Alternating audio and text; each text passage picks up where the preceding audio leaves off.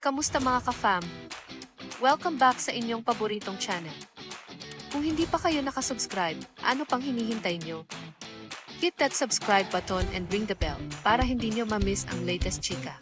Muling pinatunayan ni Gazini Ganados kung bakit isa siya sa pinakamalalakas na kandidata ng Pilipinas sa international pageantry matapos niyang magbigay ng sunod-sunod na pasabog sa Miss Grand International All-Stars.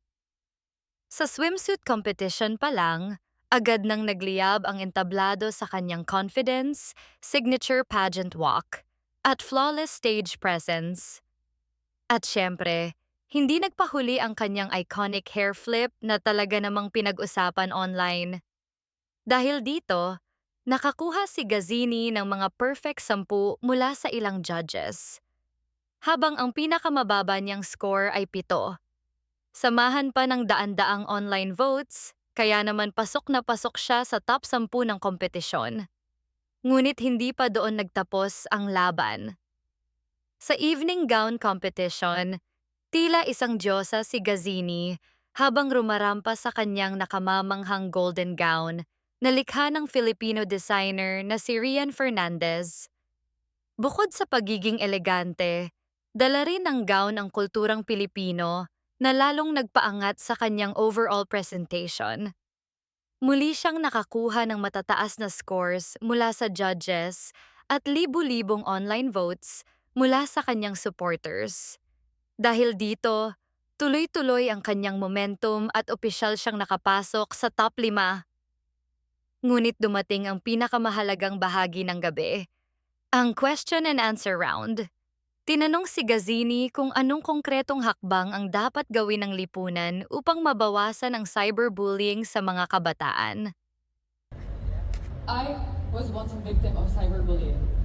It is not easy to go through something that you didn't ask for. As a Filipino Palestinian, I have raised my voice and I have conquered through my fears because I faced the struggles that I've been facing. My family is still stuck in Gaza, and now that I'm fighting for their lives, I just want to do my best and be their representation and raise their flags, just like who I am today as a Filipino Palestinian. Matapos ang kanyang sagot, agad itong naging usap-usapan online.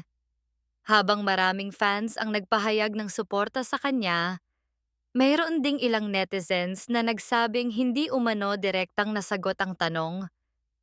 Pero sa kabila ng iba't ibang opinyon, hindi matatawaran ang suporta ng mga Pilipino para kay Gazini. Marami pa rin ang nagsasabing proud sila sa ipinakita niyang laban mula umpisa hanggang dulo. Nagtapos si Gazini sa ika-5 pwesto at hindi na nakapasok sa final round ng kompetisyon. Maaaring hindi man niya nakuha ang corona, ngunit ipinakita ni Gazini Ganados ang puso, determinasyon, at husay ng isang tunay na Filipina queen. Salamat sa laban, Gazini! Kayo mga kachika, ano ang masasabi ninyo sa naging performance ni Gazini? Deserve ba niya ang mas mataas na ranking? Huwag kalimutan mag-like, subscribe, and hit the bell for more updates. Kita-kits ulit sa next video, mga ka-fam.